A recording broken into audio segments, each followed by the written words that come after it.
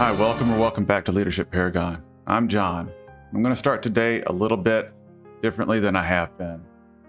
I'm trying to grow this channel, trying to take almost 30 years of practical work experience and what I've gotten through formalized education, a bachelor's, a master's. I'm almost through with a doctorate in strategic leadership, and I feel it's just my duty to pass along anything that I may have learned over this time to anybody who's younger or in an earlier stage of their career or just encountering a problem that I may have some insight to in order to help them out. I've had a couple of really great mentors and peers during my time, and I think it's just what you do. You pass knowledge forward. So my request as we begin today and talk about Kotter's 8-step change management program, and specifically the first step, which is creating urgency. I want to create a little urgency out there. Please comment on this channel. Let me know what I can do to be better, what I can do to be more engaging and more helpful, things that you would like to know, things that you might want to discuss together with me on this channel. Again, I'm really trying to just pay it forward and help people figure out what leadership means in the real world. So with that, let's hop back into our series here where we're talking about Kotter's 8-step plan.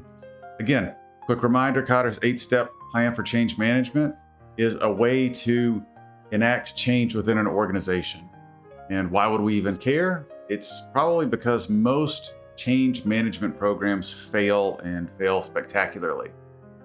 I don't know if you've ever been in charge of helping to push a new agenda through an organization, or if you've been in charge of a team and you want to change something, which honestly is the norm. Most organizations are under immense pressure to keep up, and keeping up when you have competition means evolving, or changing. So change management is helping yourself and those around you manage through that period of change. And personally, I'm a huge proponent of continuous improvement, which really means continual change, continuous adaptation and growth. So when I encountered Kotter's 8-step plan, it really spoke to me because it does a couple of things. If you've seen the intro, I said Kotter's 8-step plan flips most change management systems on its head. It at least challenges our core belief or our kind of gut feeling that a lot of us have when we go to make change happen. Specifically, Kotter's first steps are more about starting change than it is about getting people prepared for change.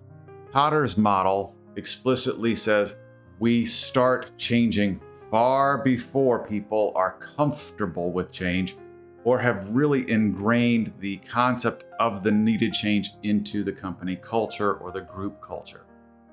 So let's think about that. Most of us have probably been in a place or an organization or a team where a change has been spoken. Team, we need to make a change. And I don't know about you, but a lot of people come at this with kind of doing the changing hearts and minds concept. I'm going to tell you about the change. Let's get prepared. Let's get everybody on board. Let's get everybody ready and excited for this change. And it's a really long and protracted and generally awful time because we spend days, weeks, sometimes months preparing for this change. And oftentimes as a leader or a management group, you're kind of paralyzed or your peers are paralyzed. You don't want to make people change because it's going to make them uncomfortable. And this is kind of the first part, or first little nugget of wisdom. You're going to get resistance to change. Resistance to change is the number one thing you're going to run into. It is natural. It is expected.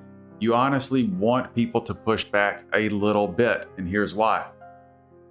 Imagine, if you will, if you were in charge or leading a group that did nothing but change. That is probably the definition of anarchy and chaos. When you're talking about change, you want to think about daily operations. Most of the time, you want a smooth running operation, which typically means consistency. So here you come along and tell people, we've got to shake things up, we've got to change something. You want this natural tendency towards maintaining the status quo, to maintaining consistency, kind of push back on you a little bit. If you've got that, that means people are generally happy with a process. They're going to challenge you on why we need to change that process. So let's talk about Kotter's 8-step program and the first step, creating and establishing a sense of urgency directly. Creating and establishing a sense of urgency, you need to think about those words together, creating and establishing. I really want you to think about this is not just creating. You can't just kick down a door and create urgency by screaming, stop everything, we have to change. You are establishing a long-term sense and understanding of urgency. So here's what it really means. Establishing or creating a sense of urgency is you telling people right at the start, once you've done some homework, what change is required. And more than that, it's really, here's some change and we have to change now. It's not giving people a long time to become comfortable. You have to state very clearly and succinctly, change must happen and it must start right now. We are changing. We are changing, not we will change. You have to let everybody know, not only do we start right now, but the change has to take hold and the new outcomes or benefits have to be achieved soon. This is at the core establishing urgency. When you tell people we have to change, you're not really telling people when. By telling people change must take place, what is working now is not working. We have to move to a new model. And when do we have to move? Right now. That's urgency. Now, urgency is not panic. You need to make sure when you come into this process, you've done your homework. What is the change? You cannot just scream out, stop everything. We're failing. What's going on right now isn't working. We have to change. You're going to be immediately hit with, what are we changing? Why are we changing it? What's the challenge? What are the benefits? You need to be prepared to answer those questions. So the first step is really the first step in taking the idea of change into the organization. Prep work that you have to do before this is getting everybody at your leadership level and above on the same page. You can't just charge into a company on your own, charge into a team, and shake things up without expecting that resistance to happen.